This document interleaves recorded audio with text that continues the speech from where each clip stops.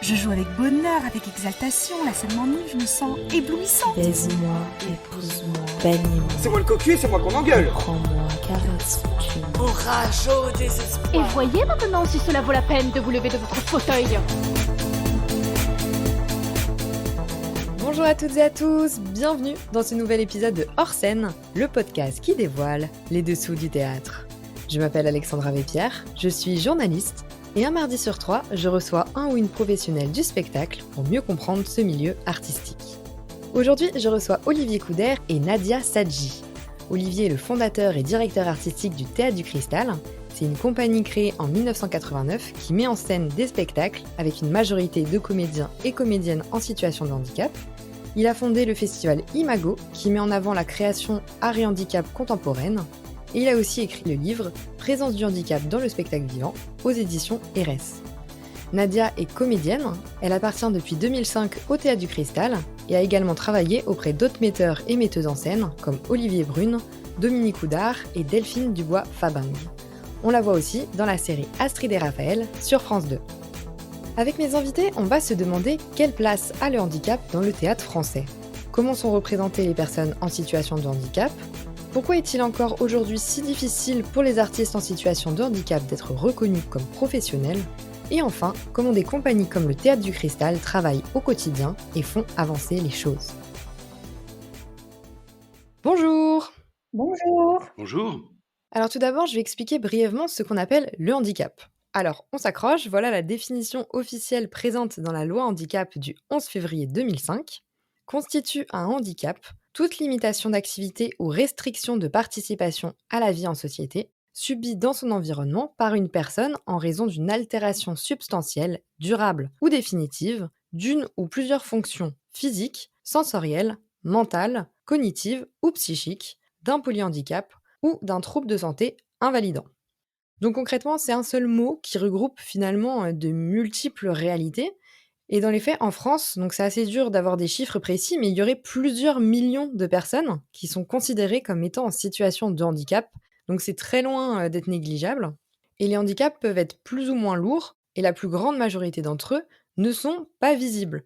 Donc pour simplifier, il ne s'agit pas seulement de personnes en fauteuil roulant comme on a l'habitude de se le représenter. Pour parler maintenant plus spécifiquement du théâtre, Nadia, Olivier, vous appartenez tous les deux au Théâtre du Cristal. Est-ce que vous pouvez nous expliquer ce que c'est ? Le Théâtre du Cristal, c'est une compagnie de théâtre comme il en existe tant en France, mais qui s'est spécialisée au fur et à mesure du temps sur le travail avec des comédiens en situation de handicap.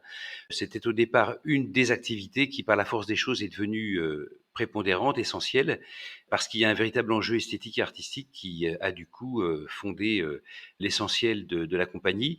Alors, ce qui rajoute depuis 2010 un pôle art et handicap pour faciliter l'accès à l'art et à la culture qui reste compliqué pour les personnes handicapées, et depuis l'année 2020, une agence artistique qui vise à faciliter l'emploi des personnes, des comédiens handicapés, notamment dans les productions audiovisuelles et au théâtre. Comme vous l'avez dit, vous travaillez avec des personnes en situation de handicap. Est-ce qu'il y a tout type de handicap ou c'est plutôt un type de handicap en particulier ? Alors en principe, vraiment, toute personne qui en fait la demande peut intégrer la compagnie. On est partenaire d'un ESAT, qui est un établissement et service d'aide par le travail.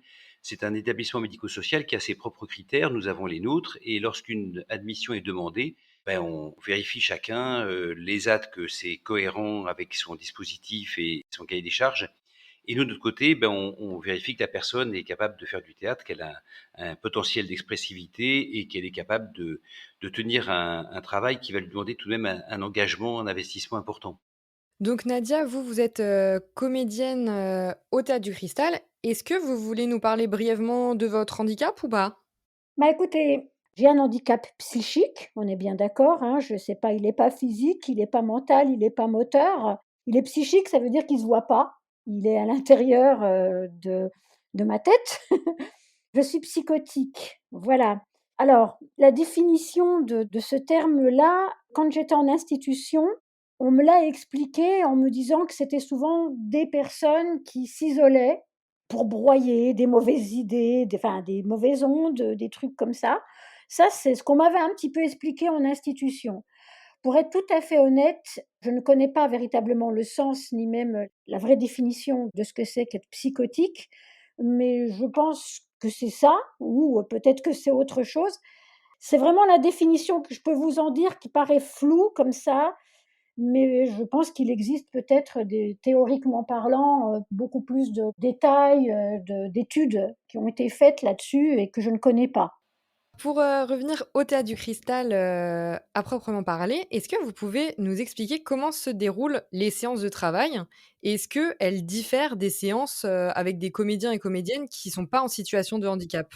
Non, pas du tout. Je pense qu'on est exactement d'ailleurs on le vit là sur la nouvelle création. On a, 2 comédiennes intervenantes qui travaillent en temps normal en tant qu'intervenantes, avec nous, mais là qui sont intégrées dans la future, création que Olivier Coudert est en train de mettre en scène, hein, voilà. Il n'y a pas du tout, une différence de travail sur scène, tout le monde est à la même enseigne.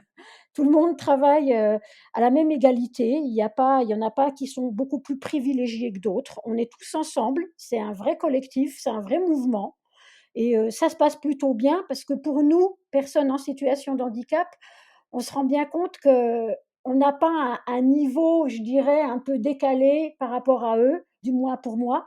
Moi, je me sens, tout à fait, honorée, tout à fait bien. J'ai pas l'impression d'écraser quelqu'un et j'ai pas l'impression d'être écrasée. On est sur le même piédestal, si je peux parler ainsi. Le pied d'égalité peut-être dans un premier temps.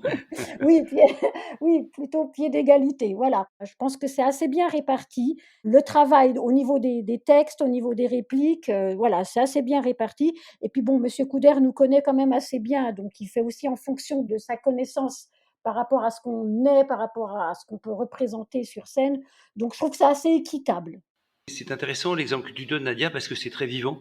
Effectivement, les répétitions se passent de la même façon qu'on est des comédiens handicapés ou non. Je ne crois pas qu'il y ait de différence à chercher. On sera peut-être plus vigilant sur certains aspects avec l'un ou l'autre.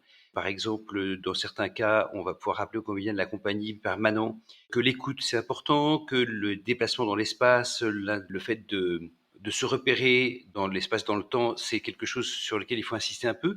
En même temps, il y a des qualités d'authenticité, de présence qui sont très fortes. Et c'est là-dessus, au contraire, qu'il va falloir peut-être faire un travail plus conséquent avec les comédiens dits non handicapés pour éviter que la technique vienne abraser les qualités de présence, par exemple. Mais grosso modo, ça ressemble au même à la même chose, hein.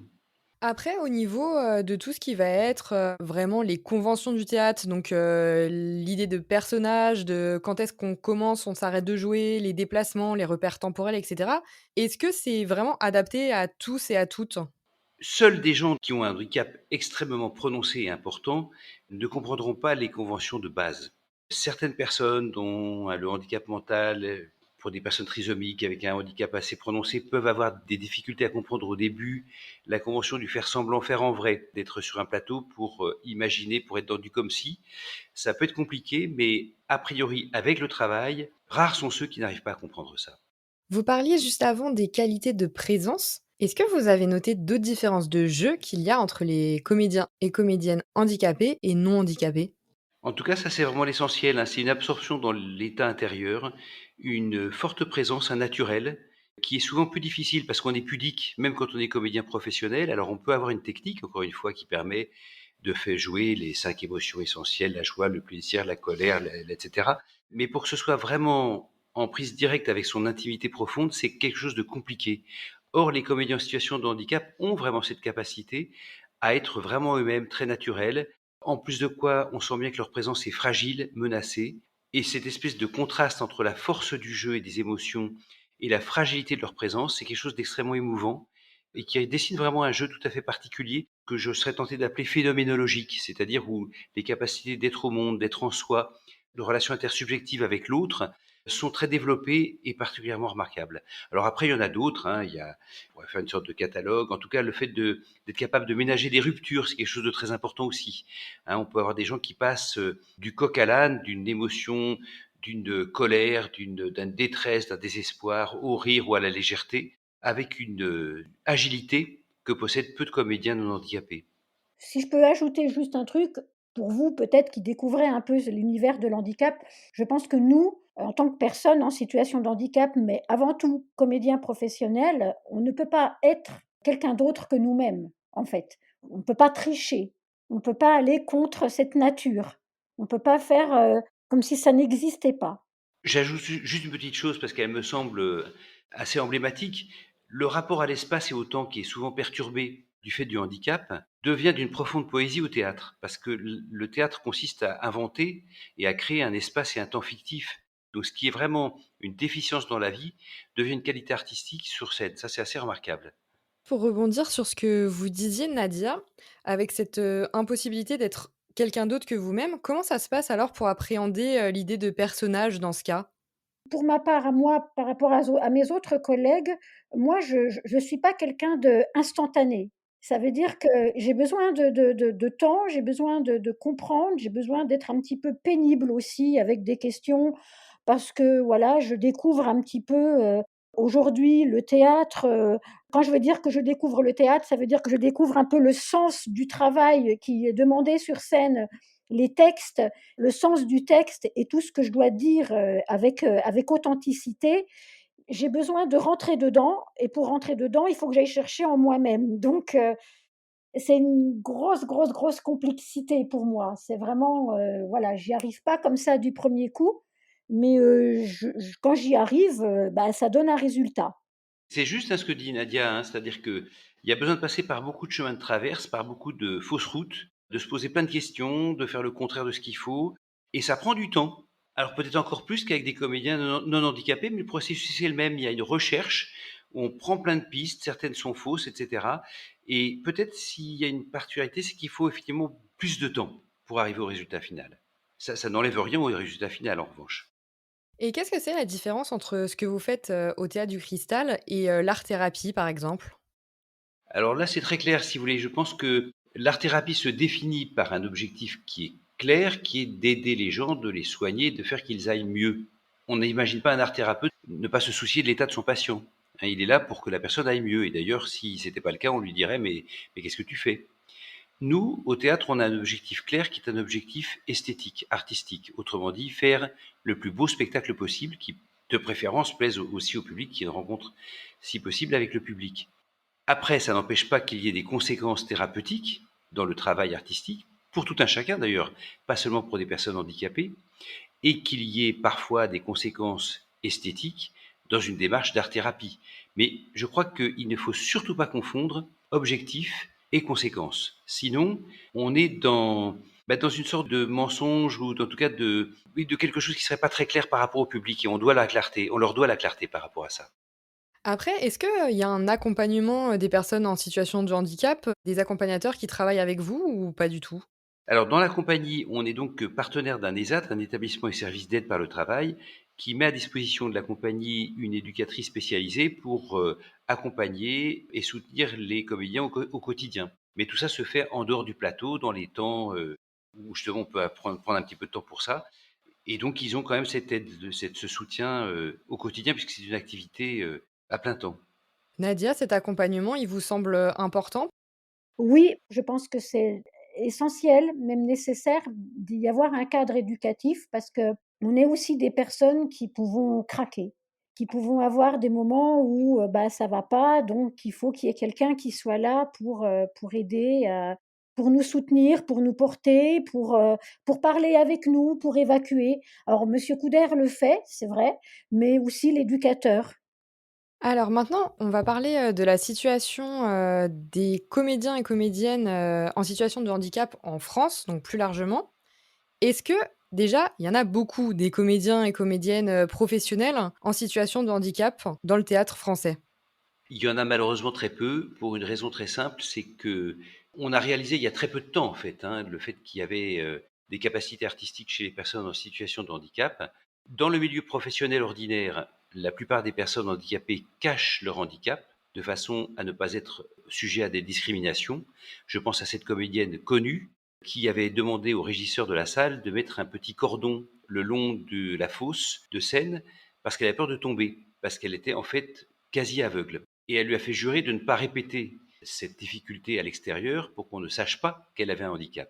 Donc on voit bien que les gens se cachent. Alors il y a Quelques personnes, par exemple, les nains ont depuis toujours une présence dans les spectacles vivants, mais c'est une infime minorité. En dehors de ça, on n'a pas de chiffres parce que les gens, la plupart du temps, vont plutôt avoir tendance à dissimuler leur handicap. Donc, on n'a pas de chiffres fiables. On pense qu'il y a une sous-représentation importante, mais sans qu'on puisse la chiffrer. Il y a vraiment une discrimination terrible. Terrible parce que on sait bien que sur les plateaux, toute la présence de la discrimination est compliquée. Déjà, on voit bien qu'il a fallu du temps pour avoir des personnes d'origine étrangère, des Noirs, des Arabes sur les plateaux. Alors, je vous raconte pas, les handicapés, c'est pire que tout. Donc vous, Nadia, vous êtes justement comédienne professionnelle. Est-ce que vous pouvez nous raconter vos expériences dans ce milieu? Alors moi, par expérience, j'ai eu la chance de vivre 3 expériences extérieures du Théâtre du Cristal. Alors, j'ai vécu une expérience avec monsieur Dominique Houdard et son épouse Jeanne Klein. Donc j'ai joué dans une pièce qui s'appelle Jonas Orphée, écrit par, Patrick Dubost.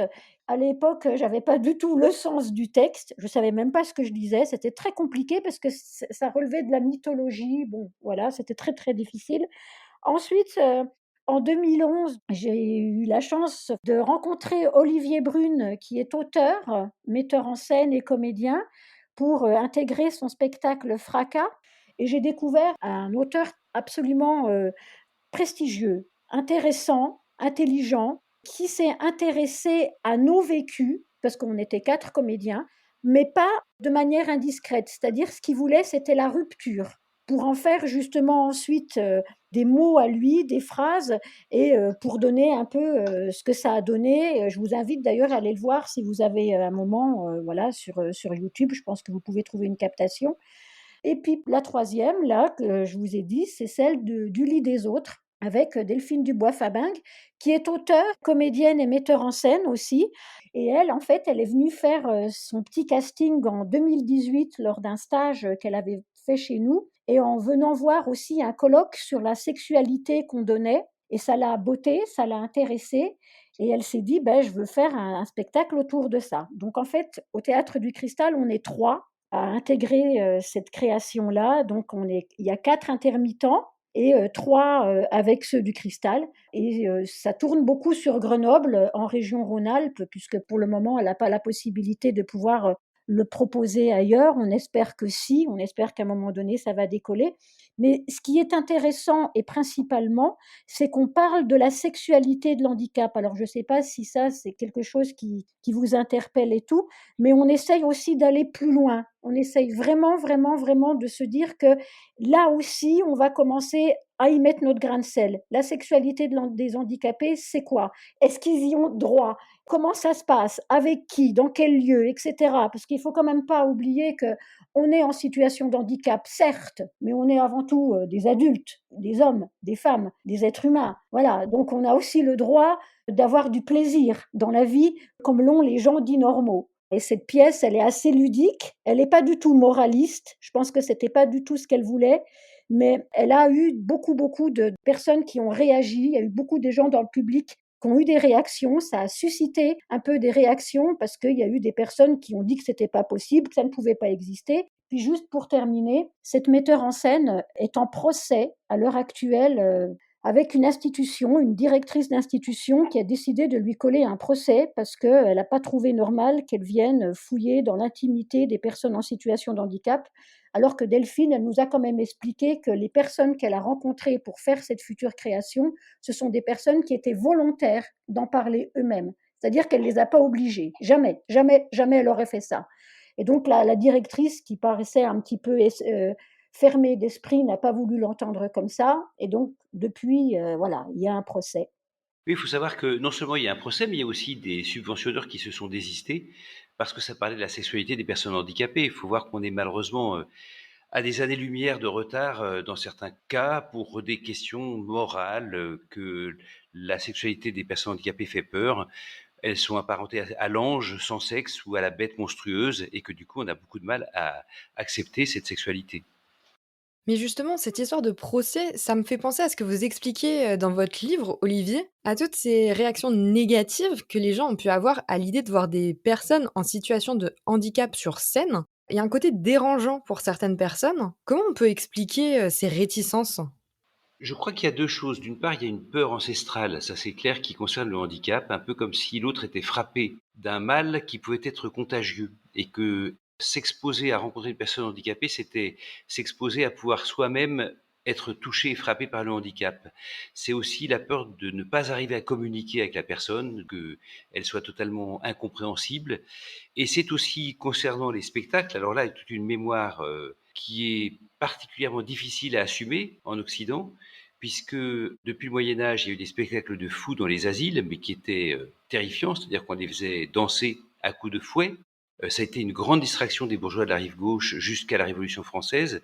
Et ensuite, enfin, depuis le XVIe siècle et jusqu'au début XXe, on a tous les spectacles de foire qui ont pris différentes modalités. D'abord des entresorts, ensuite les grandes foires qu'on connaît du XIXe siècle, dans lesquelles on exhibait les monstres pour en montrer un visage effrayant, repoussant. Et du coup, lorsque les créations modernes sur le handicap sont arrivées dans les années 75-80, on a pensé qu'il s'agissait de la même chose. Donc on a pensé que c'était encore une image dévalorisante et repoussante du handicap qui était montrée. Et donc beaucoup de gens ne sont même pas venus voir, ils ont dit non, non, c'est moralement répréhensible, donc je désapprouve ces spectacles que je ne veux pas voir et dont je pense qu'ils sont nuls artistiquement. On a décalqué, en fait, on a collé sur ces spectacles-là l'image qu'ils avaient vue dans l'histoire à travers ces spectacles de fous et ces spectacles de monstres.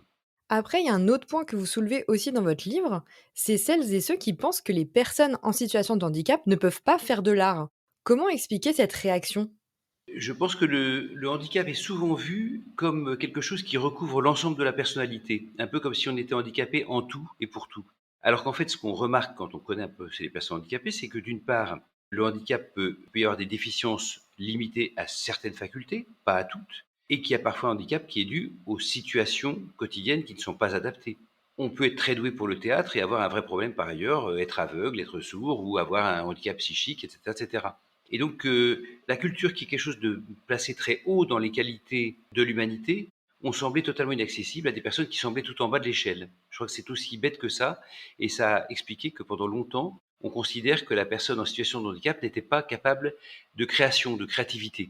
Il suffit de les connaître un tout petit peu pour se rendre compte que c'est faux, et non seulement ça, mais même le handicap créateur peut être générateur d'une création généralisable à l'ensemble d'un art. Je pense à l'exemple de le gitan qui jouait de la guitare manouche et qui a donné un style d'ailleurs. Django Reinhardt? Django Reinhardt, merci. Django Reinhardt était paralysé d'un doigt de la main gauche. Autrement dit, il ne pouvait pas faire les accords. Il a inventé la technique des barrés, qui s'est ensuite adaptée à toute la musique de jazz. Voilà quelqu'un qui a fait un truc dont la musique de jazz ne pourrait pas se passer aujourd'hui, qui est une technique extrêmement courante, et qu'il a inventé du fait de son handicap. Voilà particulièrement un handicap créateur, et on pourrait multiplier les exemples de fois où l'art s'est renouvelé et enrichi grâce au handicap. Et donc vous, Nadia, lors de vos expériences en dehors du Théâtre du Cristal, vous avez joué avec des personnes qui n'étaient pas en situation de handicap. Est-ce que tout s'est bien passé? Est-ce que vous avez été bien intégrés? Écoutez, moi, pour ma part, j'ai jamais eu le moindre souci, d'intégration, même d'acceptation. Au contraire, je pense que ça s'est toujours bien passé puisque j'ai gardé des liens, téléphoniques avec justement avec Olivier Brune et puis avec d'autres comédiens de ce spectacle, qui s'appelait Fracas. Et puis, bah, pour le lit des autres, c'est pareil, hein, il y a eu vraiment, une acceptation et puis même, il y a eu quelque chose aussi qu'il faut quand même souligner. Quand j'ai fait Fracas et le lit des autres, bah, moi qui suis, une personne en situation de handicap, mais d'ordre psychique, ça ne se voit pas sur moi. Donc pour eux, il y avait pas forcément une grande différence. Ils s'attendaient peut-être à voir, quelqu'un, qui était, je sais pas moi, bien atteinte et cetera. Non, pas du tout. Donc ça fait du bien aussi de se dire que pour nous, personnes en situation de handicap psychique, on est accepté pour ce qu'on est extérieurement, physiquement, et qu'après, bah voilà, le côté psychique, etc., c'est un autre débat, c'est autre chose. Mais est-ce qu'ils ont besoin de le savoir ou pas? Je pense que ça, après, ça nous regarde, quoi. On peut ou pas leur en parler si on ne le souhaite pas, mais il n'y a jamais eu d'indiscrétion de leur part. Je crois qu'il y a vraiment une grande disponibilité de la part des artistes. Olivier Barthélémy, sur le tournage de Chacun pour tous, on lui dit qu'il va y avoir des comédiens handicapés, donc il se dit, bon bah voilà, il va faire le taf, il va falloir les aider, il va falloir les soutenir, on va s'adapter, on va voir comment on peut faire. Arrive le premier jour de tournage et comme souvent c'est le cas dans ce genre de cas, c'est-à-dire que les comédiens étaient sur un autre film, etc., ils arrivent, ils n'ont pas appris leur texte. Ils se rendent compte que les 2 seuls qui connaissent leur texte au rasoir, c'est les comédiens handicapés. Et non seulement ça, mais qui arrivent à leur souffler leur réplique. Là, ils se sont dit: «Ah oui, d'accord, on n'avait pas tout à fait vu les choses comme ça». Et ensuite, les liens se sont faits et on se rend compte qu'il y a une commune humanité qui rassemble les comédiens quels qu'ils soient. Et maintenant, au niveau des rôles, Nadia, est-ce qu'on fait appel à vous pour jouer d'autres personnages que des personnages en situation de handicap? J'aimerais bien. Malheureusement, c'est rare. J'aimerais bien, ouais, bah, je croise les doigts, j'espère que l'agence m'ouvrira son cœur. Pour l'instant, j'ai pas eu énormément la possibilité d'obtenir, des rôles principaux, que ce soit dans des téléfilms ou au cinéma, mais j'ai eu la possibilité de faire de la figuration que je n'aime pas trop, mais que j'accepte parce que c'est comme ça que ça démarre aussi, et puis la silhouette parce que c'est aussi plus intéressant que la figuration. Mais non, j'ai malheureusement pas eu cette chance. Je crois que c'est en train d'évoluer rapidement quand même. C'est-à-dire que on a de plus en plus de demandes qui viennent, encore une fois, du milieu du cinéma. Et les gens ont besoin d'être rassurés. Ils connaissent pas du tout le handicap. Ils pensent que les comédiens sont pas dirigeables, qu'ils vont avoir des exigences terribles, que le tournage va être compliqué. Ils se rendent compte que c'est simple, que les comédiens répondent aux indications de jeu comme n'importe quel autre comédien. Et du coup, je pense que petit à petit, les demandes vont venir pour des rôles autres que ceux d'une personne handicapée. Mais il faut du temps pour que ça rentre dans les mentalités et dans les mœurs.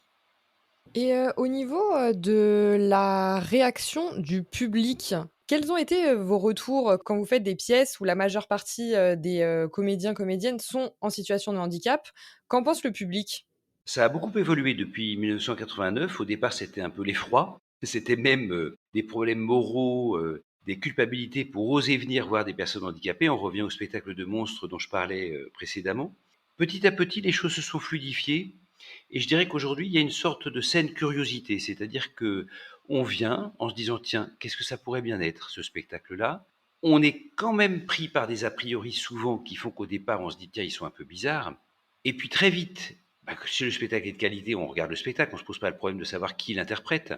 Donc on suit l'action, on a du plaisir, comme dans n'importe quel autre spectacle. Et c'est au salut qu'on se dit, attendez, mais ils sont handicapés, ils ne sont pas handicapés. Bah oui, quand même, au salut, on voit bien que certains comportements peuvent être un peu étranges, d'autres, on se demande, on ne sait pas si la personne est handicapée ou pas, et on se rend compte que du coup, entre la représentation qu'on se faisait du handicap et ce qu'on voit vraiment sur le plateau, ça n'a plus rien à voir. C'est complètement différent.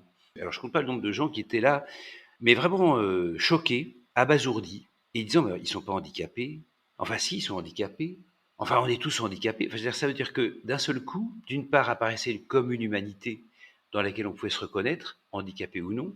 Et si le handicap existait, il n'était pas du tout ressemblant à ce qu'on avait imaginé jusque-là. Il n'empêchait pas, en tout cas, la maîtrise d'un certain nombre de choses, de comportements, de jeux, de théâtre, qu'on n'avait pas imaginé possible. Donc je pense que les spectacles qui comportent des distributions avec des comédiens handicapés ont un puissant facteur de déstigmatisation du handicap. Est-ce que vous pensez que le théâtre va pouvoir, changer un peu, nos représentations du handicap dans la société? J'espère un jour, bah, je pense que la sensibilité, elle sera toujours de mise, hein. Je pense qu'attirer le regard, des personnes, les sensibiliser sur, l'handicap, et les intégrer justement dans l'univers de l'art, quel que soit d'ailleurs, hein, que ce soit au théâtre, au cinéma, au cirque, enfin dans tout ce qui touche, l'artistique comme ça. Moi, j'espère que ça va beaucoup plus aller au-delà d'une sensibilité, mais pas forcément que ça soit quelque chose de moraliste non plus, quoi.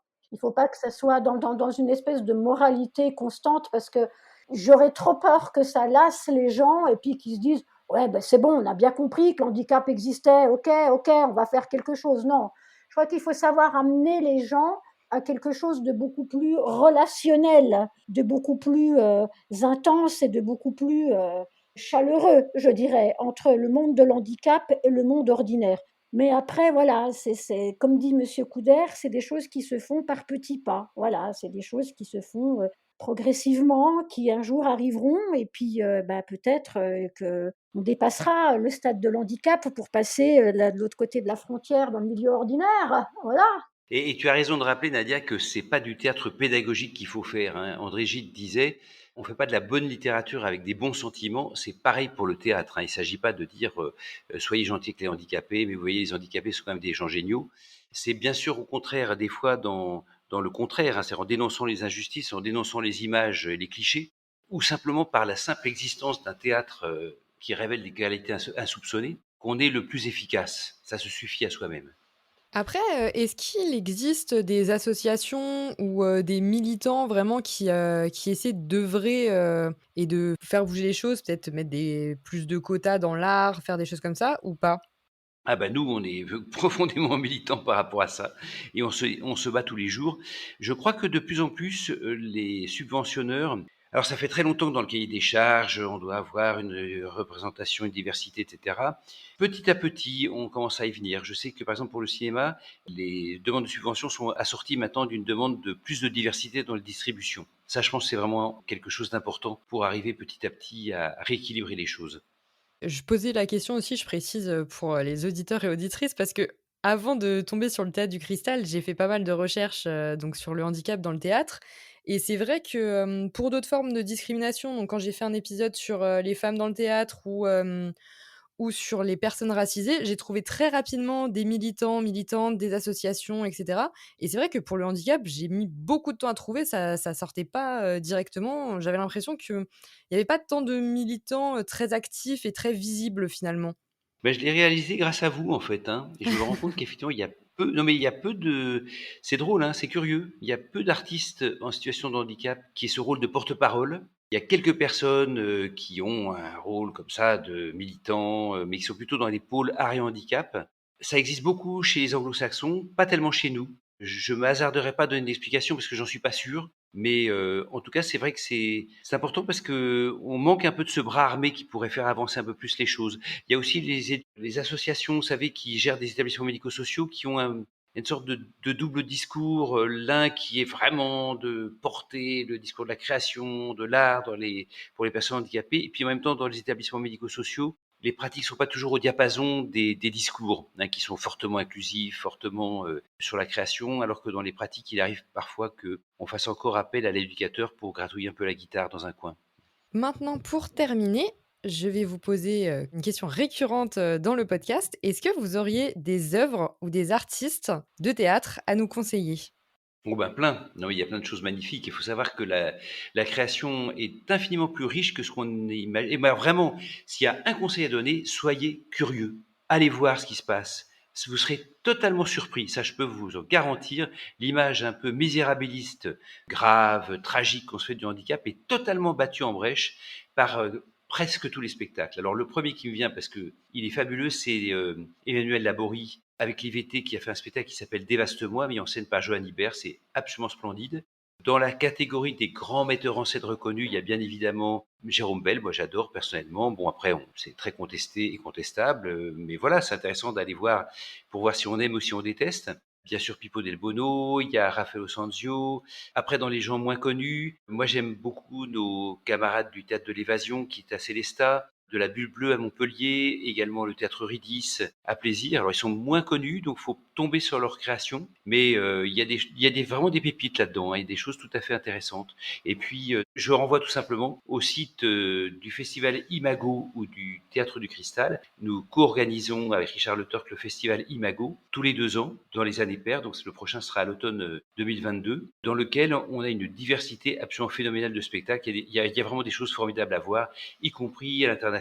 Je pense à alors Stop Gap, si on arrive à les inviter, Kandoko, des compagnies de danse anglaise. Il y a également Back to Back, une compagnie australienne de théâtre qui est absolument magique. Voilà, vraiment, on peut pas les citer tous tellement il y en a, quoi. Et vous, Nadia, qu'est-ce que vous voulez nous conseiller? Oh là, moi, c'est un peu compliqué. Moi, Et ouais, les spectacles du Théâtre du Cristal, tu peux nous les conseiller. oui, les spectacles du Théâtre du Cristal, ça, moi, je les conseille, voilà. Et puis aussi, comme Olivier vient de le dire, c'est vrai que je partage assez son avis. C'est vrai qu'il est contesté et incontestable, comme on veut. Mais pour en revenir à ce mec-là, Jérôme Bel, nous, on a vu certains de ses spectacles, je crois qu'on en a vu 3.